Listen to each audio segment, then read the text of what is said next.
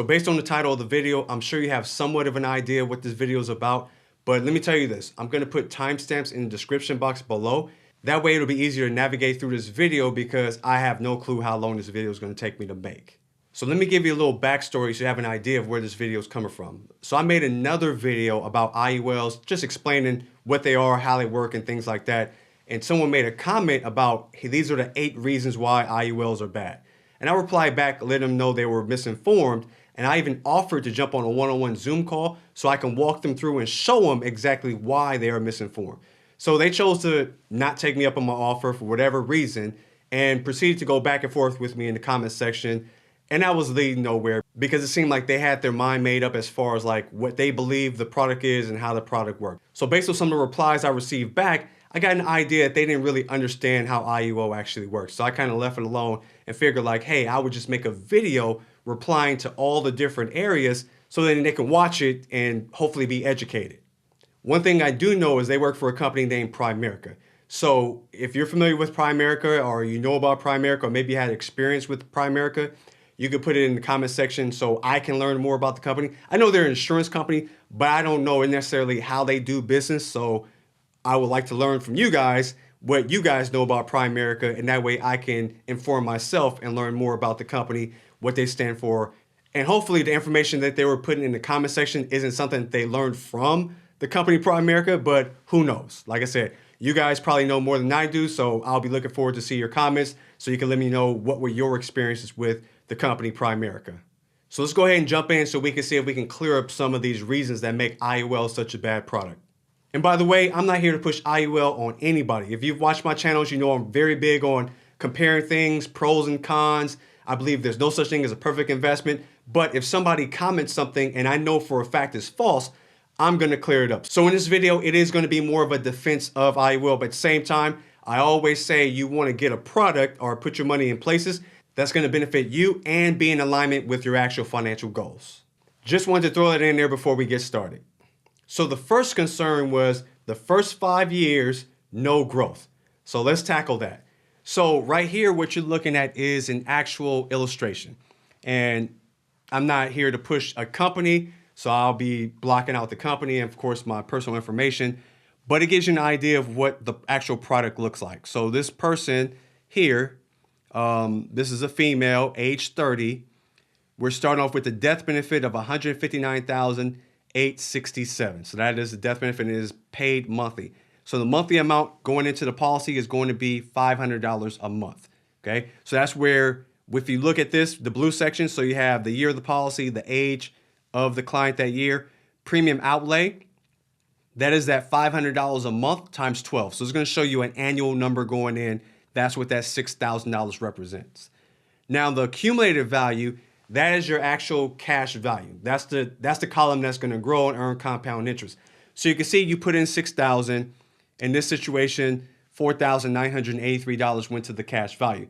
So the difference between the two, I always say, was removed in the form of a cost of the policy, because there is a $159,000 death benefit you have to pay for, and the policy does have admin charges and things like that. So just know that difference between those two numbers, little over $1,000. So if you divide that by 12, you're looking at maybe like $84, $85 a month in cost for that policy. So everything above the cost is what's going inside of this accumulated value. So year one, 6,000 goes in, 4,900 goes to accumulated value.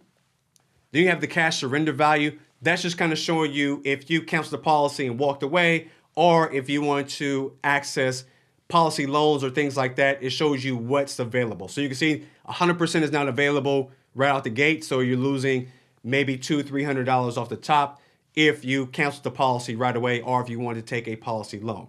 So you got your cash value, and just call this accessible value. Then you have your death benefit. So hypothetical interest rate. So I'm running this hypothetical rate at 5%. So I chose 5% because there's not too many people that don't think that the S&P 500 can do at least 5%. So your growth is determined based on following a market index. So I'm just going to use the S&P 500. So the S&P 500 is pretty much the top 500 companies in the US collectively what they do together determines the performance of the S&P 500. So this account will mirror the S&P 500. So there's a cap and there's a floor. Cap means there's the most you can get annually. Floor is the worst case scenario. So for instance, let's say the cap is 10%, right? So caps can be, caps can be 10, it could be 12, it could be 15, but I like to use even numbers. Let's say the cap is 10%. That means if the market does 8, you're expecting an 8% credit towards your cash value. If the market does 12, then that means you surpass the cap of 10. That means all you can get is 10. So everything above 10 you don't get, only 10% will be credited towards your cash value. So with that being said, it's pretty reasonable to say that this can perform at least 5%, right? Personally, I think it'd do better than 5%, but I like to show conservative numbers compared to what the S&P can do. So at 5%. So let's take a look at the first 5 years to see if our accumulated value is either growing or staying exactly the same in the first 5 years. So I'm going to pull up the calculator so we can look at this together. So we have 49.83. So that's roughly about what's going into the accumulated value every year. So if we add another 49.83, that gives us 9,966.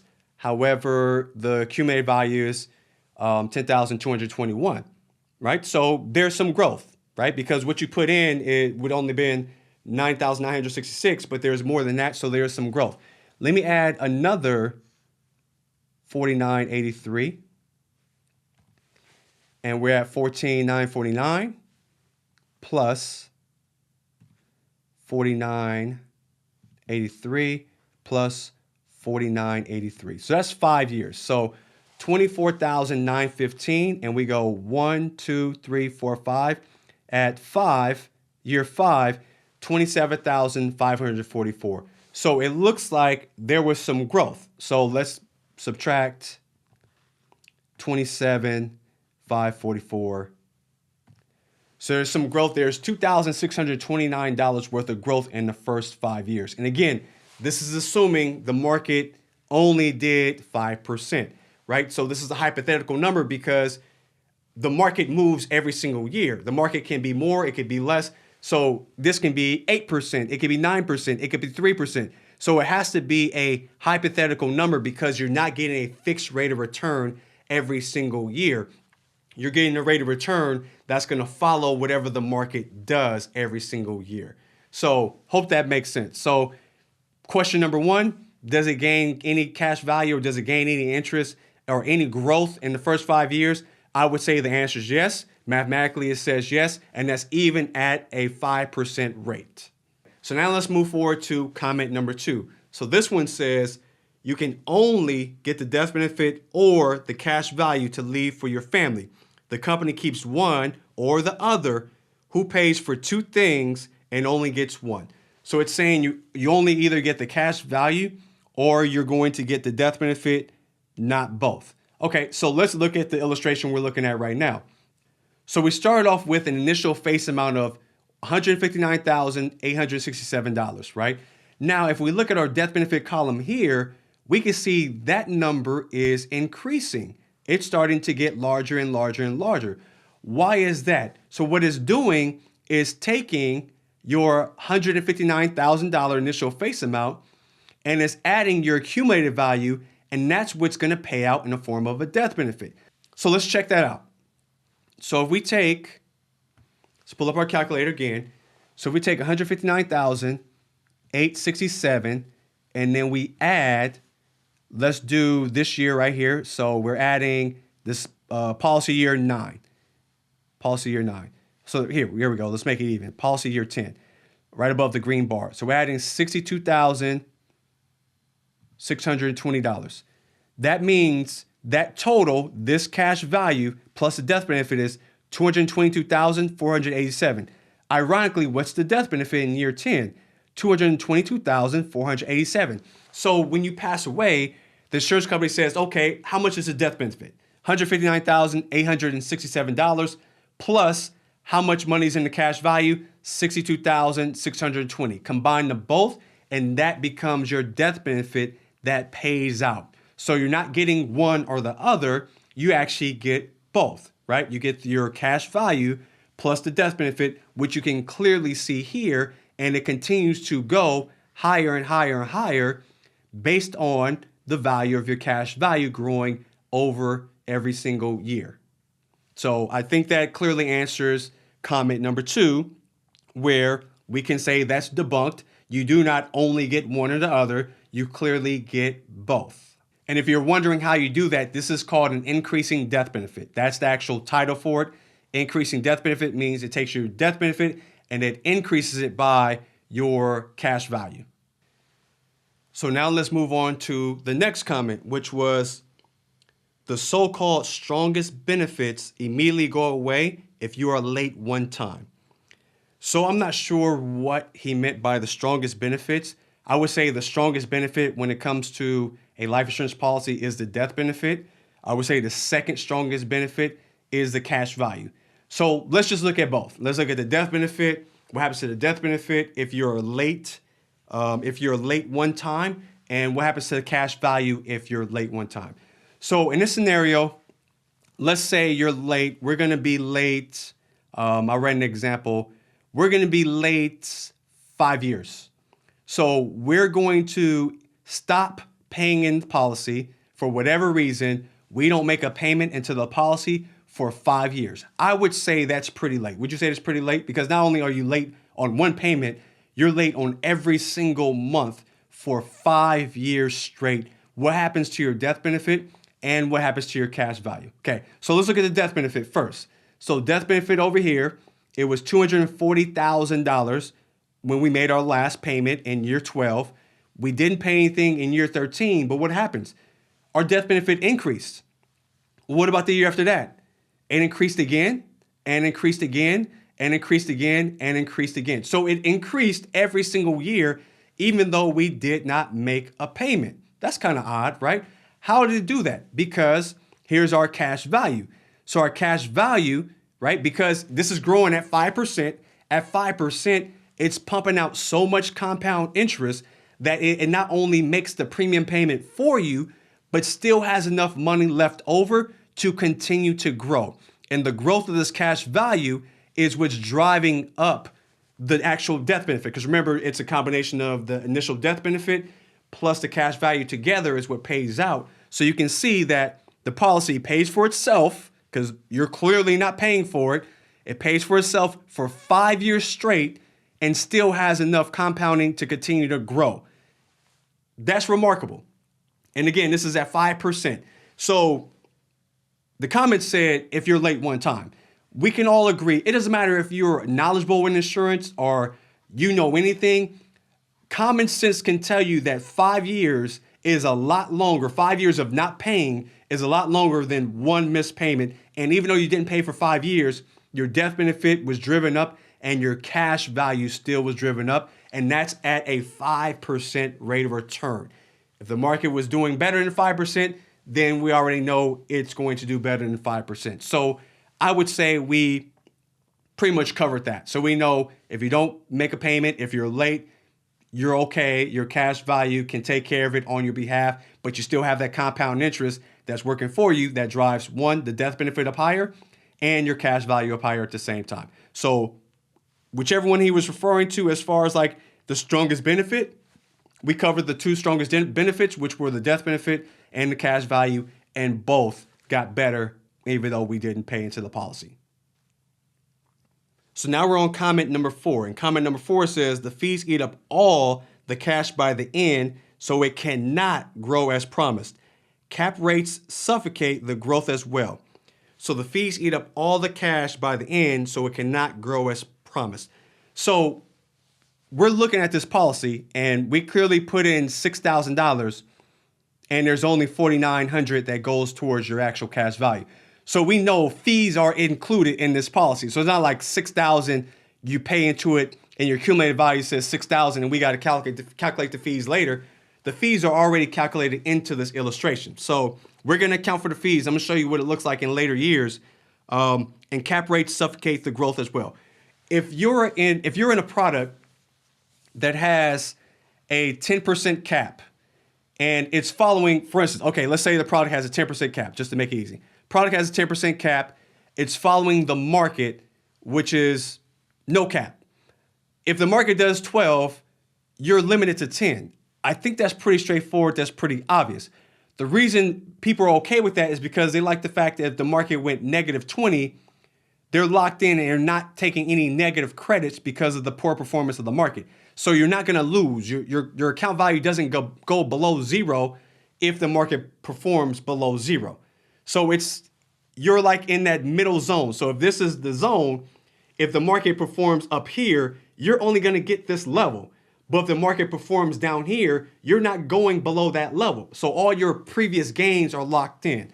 So I think it's pretty straightforward. On the second part where it says cap rates suffocate the growth as well, yeah, you're limited to the caps. That's pretty obvious. But the other part was fees will eat up all the cash value by the end and it can't perform. So again, we're using 5%, and we're going to assume the market only does 5% for, the rest of the life of the fund. So I'm going to fast forward through this policy.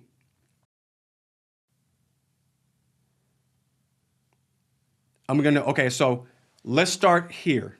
Okay, so here we have age 80. Age 80, I stopped the payments, right? You can stop the payments sooner. You clearly saw you can stop the payments sooner, but you can stop them sooner. You can continue to allow them to go. But I just stopped them at age 80, okay? So at age 80, we stopped the payments. There's $1.1 million in cash value if the market just did 5%. But remember, not only are we no longer putting money in, but fees are being deducted from the policy internally because the cash value is paying for the fees on your behalf. Let's see what happens if we go further out.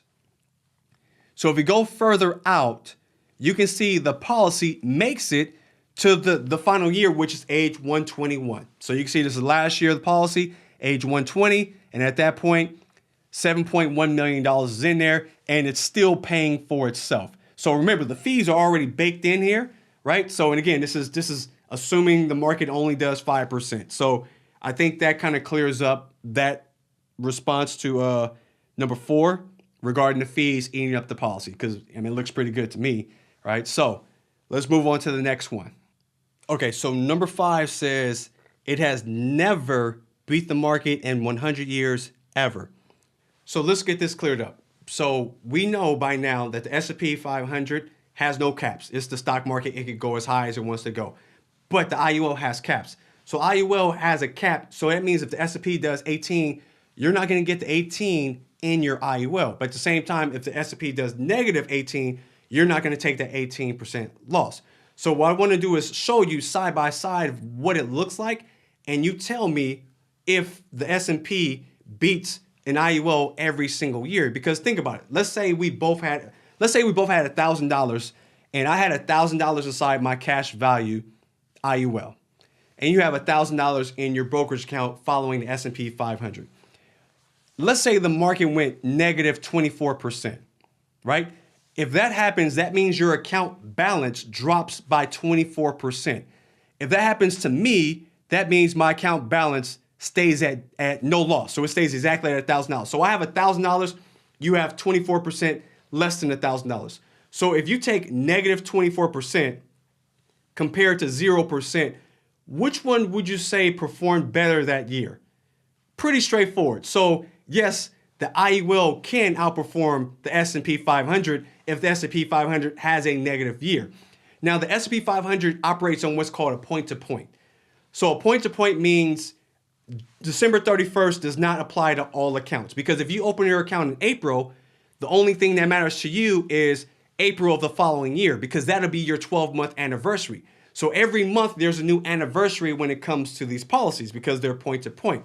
So I want you to look at a point-to-point schedule compared to the S&P 500 so you can see if the S&P 500 is going to dominate and beat an IUL every single year for 100 years. Okay, so right here we're looking at October 2006. So here you can see the S&P 500 that month for that period did 15%, 15.38%.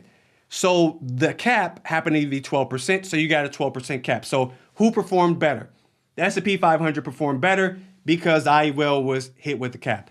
So you can see how it works. If it beats the cap, you only get the cap. Here, the market did 11.61. So the S&P was able to match that. It did 6.91. It was able to match that. So you can see right here, the S&P did 25.35. S&P can't match that. It only could do 12. So 12 is the cap. But this is now we're into 2007.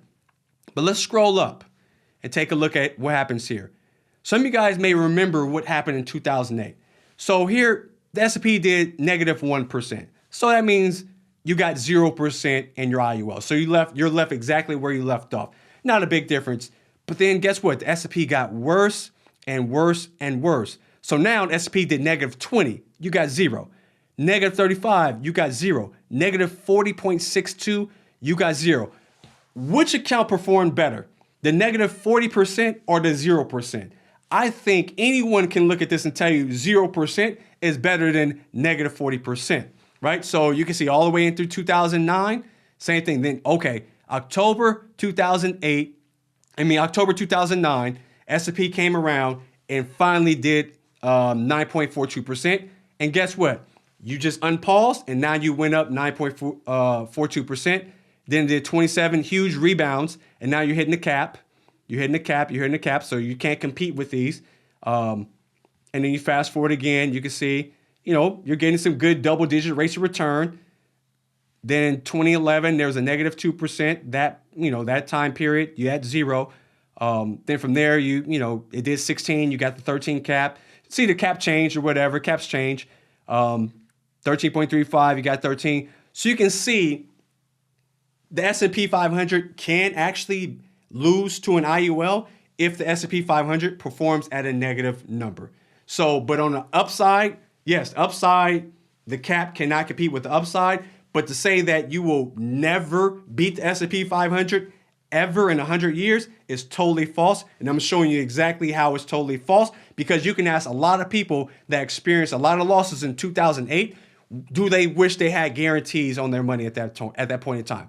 And I can tell you the majority of them will probably say yes. They wish they had guarantees to protect from those 40% losses. So we got that cleared up. Now let's move on to number 6. There are 22 million millionaires in the US and 1,700 new ones created every day. IUL have not created one of them. You have a better chance of winning the lottery than getting wealthy through IULs. Okay, so there are 22 million millionaires and not one was created by IUL. Okay, so I'm assuming you know exactly how all these millionaires were created. There's 22 million millionaires and you know exactly how all of them were created, is what you're saying. Everybody knows that's bogus. Nobody knows exactly how everybody built their wealth, right? Someone could have done it through real estate. They could do it through business. But to say no one became a millionaire using IUL, I challenge that strongly. Out of 22 million millionaires, nobody utilizes IUL at all. Not one person utilizing IUL. But the example we showed you, right? Let me go back to that example. So here, clearly we can see if somebody just was putting in $500 a month at 5% assumed rate, they'd become a millionaire at age 78, right? And if the market did better than that, it'd be a lot sooner. But let's just stick with the 5%.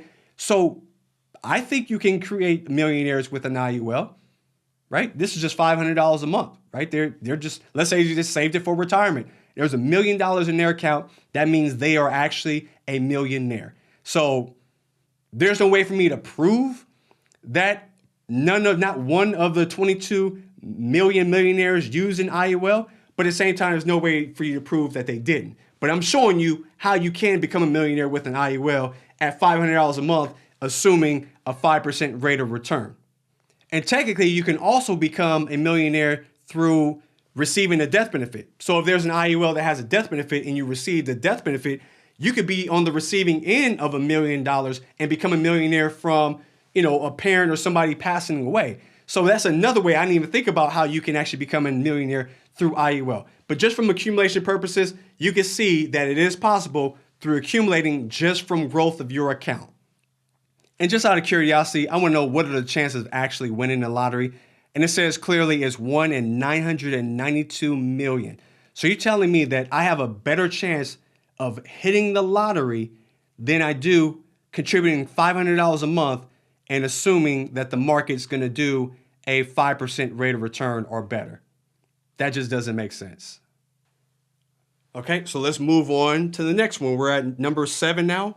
So all of their illustrations ignore guaranteed examples. The only thing they have to pay you is what is in the guarantee column. So let's take a look at a guaranteed illustration. Okay, so here we have 3 different columns. You have the guaranteed value, that's at 0%. That's assuming a 0% rate of return. You have this one's non-guaranteed at 3.25, and this one's the 5% that we've been covering this entire video. So those are the 3. So you got this section, and this section. So we're only going to focus on this section right here, which is the guaranteed value, which is 0%. So here we're investing into the accumulated value, and that's your cash value. Surrender value, same thing. There's your death benefit increasing.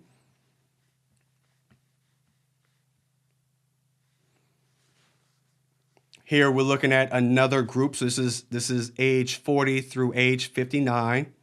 Same thing. Your accumulated value is there's still money there.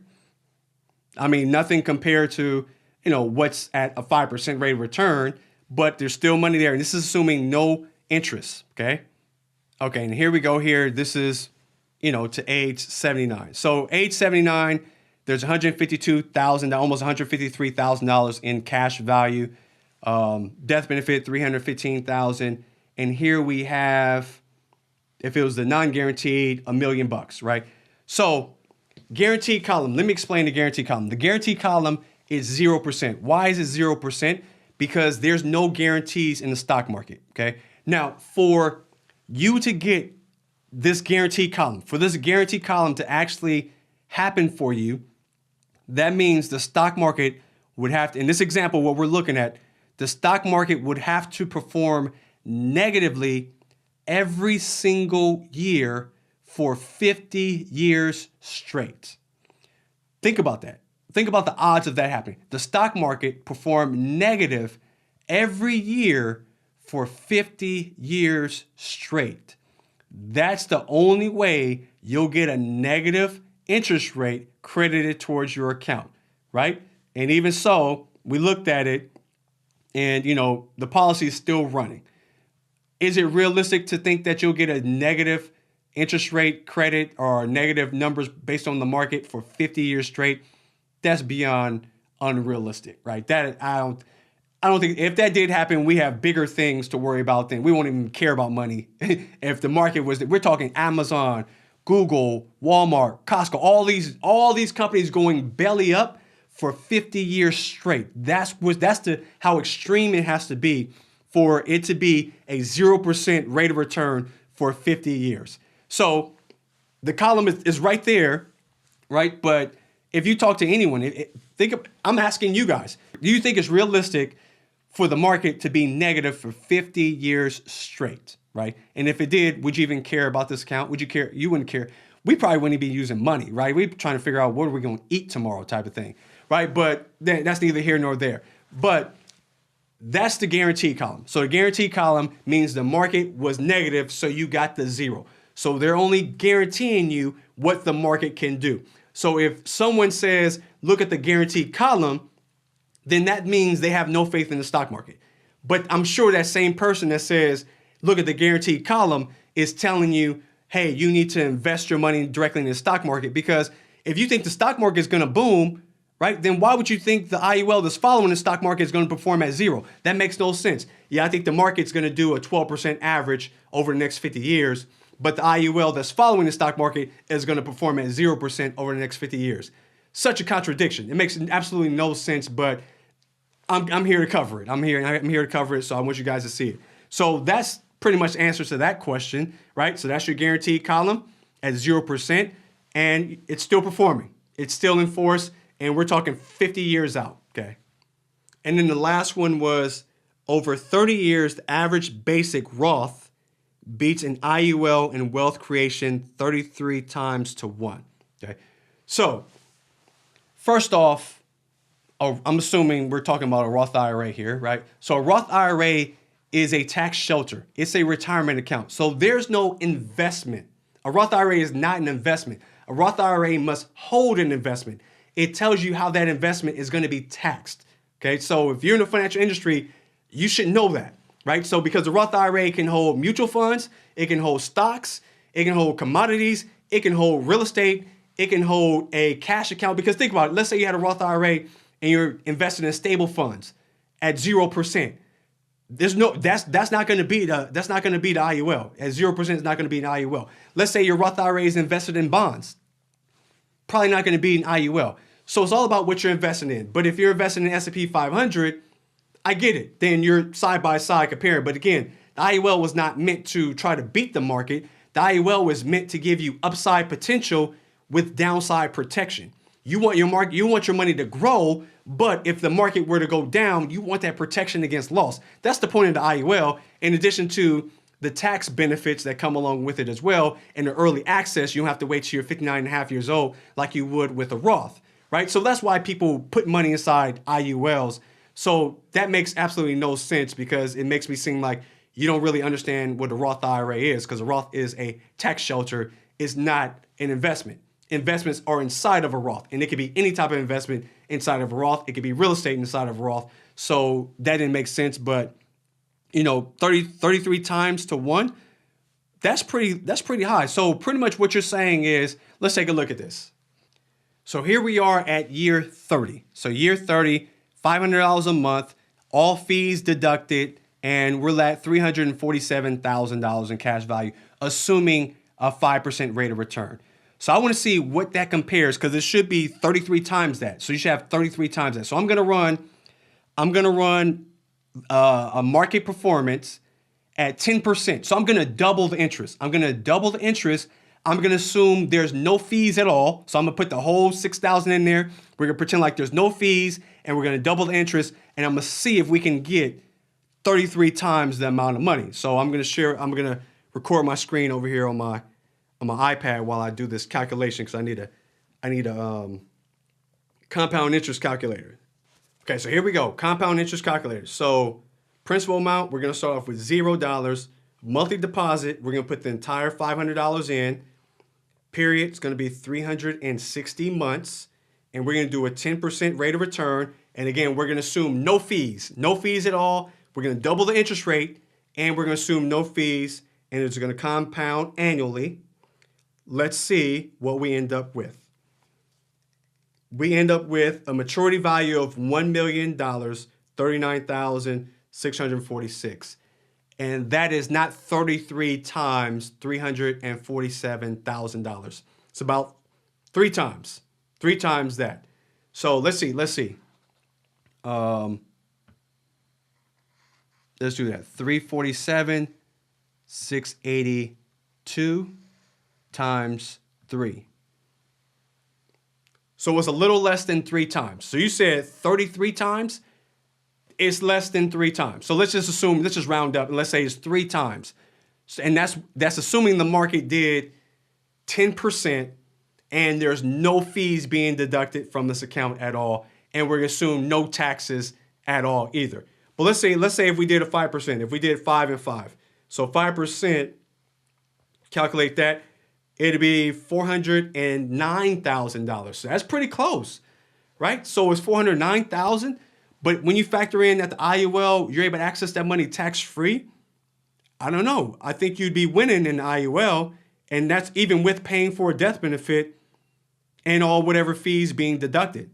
That's pretty surprising to me that is that close, right? That is surprising. But, let's say if the market did 15%, 2.8 million, still not 33 times the rate. So we can say that was completely false, that a Roth is going to give you 33 times the interest that you'll get in an IUL.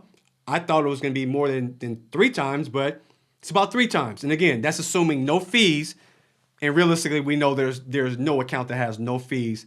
And we're assuming that it's going to do a 10% rate of return compared to the IUL only doing 5% rate of return. So if we did an IUL, if we did a 10% rate of return on the S&P, I would say the IUL can do 7 and some change. So if we did 7 and some change, easily you'd probably be closer to $500,000. So it'd be even smaller. It'd be like two times and some change, 2.5 times the amount. So I hope that makes sense. So I think we covered all of the areas. We did. So we covered all 8. So I responded to all 8. And this video is probably way longer than I thought it was going to be. But again, I put the timestamps in there so you can navigate through this. Thank you guys. If you made it to the end, put a thumbs up. If you got some value, put anything in the comment section because it helps YouTube. YouTube doesn't push videos out unless there's comments and likes and things like that. And I think this information needs to get out to other people because, you know, you guys will let me know how big of a company Primerica is, and hopefully they're teaching the right message. And hopefully this was just, you know, one apple in a bunch of great shiny apples that Primerica has. I don't know. You guys will let me know in the comment section. But until then, take care, and I'll see you guys in the next video.